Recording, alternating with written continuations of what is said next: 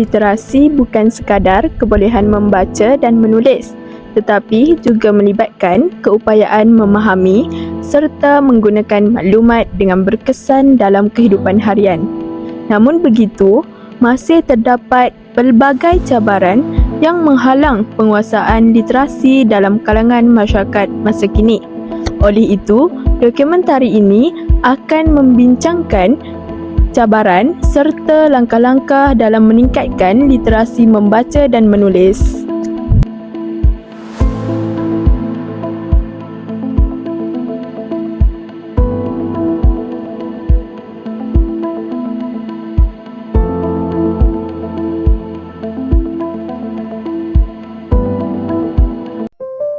Seterusnya, mari kita melihat cabaran literasi membaca. Adakah cabaran ini mampu mempengaruhi murid? Mari kita saksikan. Yang pertama, kekurangan penguasaan kosakata. Ramai murid menghadapi kesukaran memahami teks kerana kosakata yang terhad.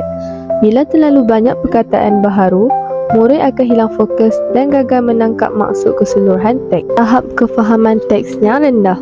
Murid mungkin boleh membaca secara mekanikal tetapi tidak memahami isi kandungan.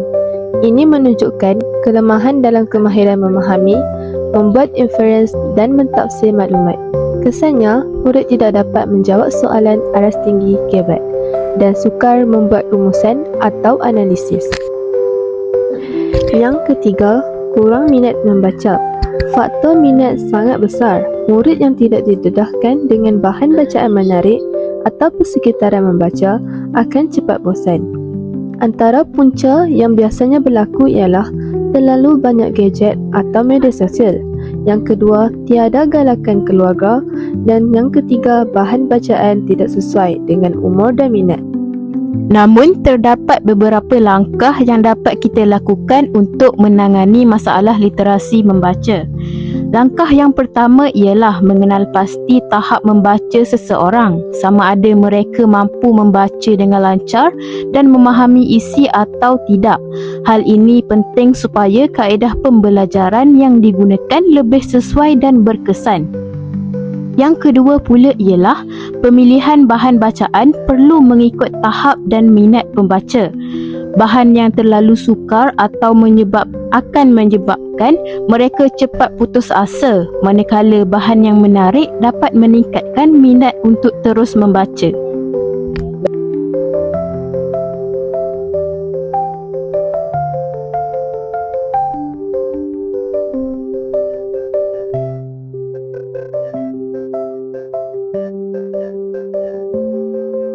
Langkah yang ketiga, konsisten mengamalkan tabiat membaca.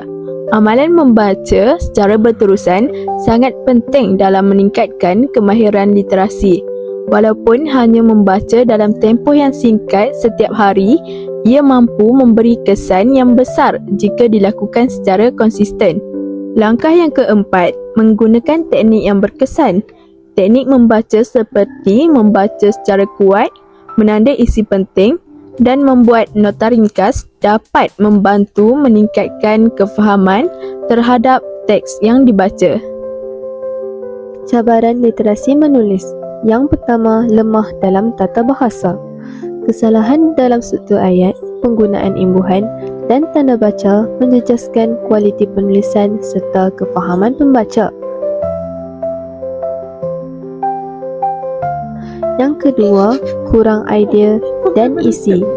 Pelajar tidak tahu bagaimana untuk mengembangkan idea. Mereka mungkin faham topik tetapi tidak dapat menghuraikannya dengan baik. Yang ketiga, pengaruh bahasa lisan dan media sosial. Gaya bahasa tidak formal seperti singkatan SY, X dan NK terbawa-bawa ke dalam penulisan formal. Mari kita lihat pula kepada langkah-langkah untuk menangani literasi menulis. Yang pertama, membaca secara konsisten. Amalan membaca membantu menambah idea, kosakata dan memahami cara ayat dibina dengan betul. Selain itu, latihan menulis secara berterusan seperti membiasakan diri menulis jurnal, karangan pendek atau ringkasan supaya kemahiran semakin meningkat.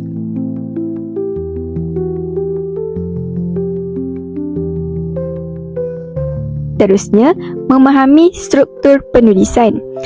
Pastikan murid tahu susunan asas iaitu pendahuluan, isi dan penutup.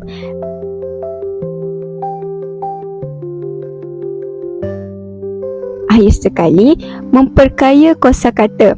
Murid perlulah mempelajari perkataan baharu dan cuba menggunakannya dalam penulisan supaya ayat lebih menarik dan tidak berulang.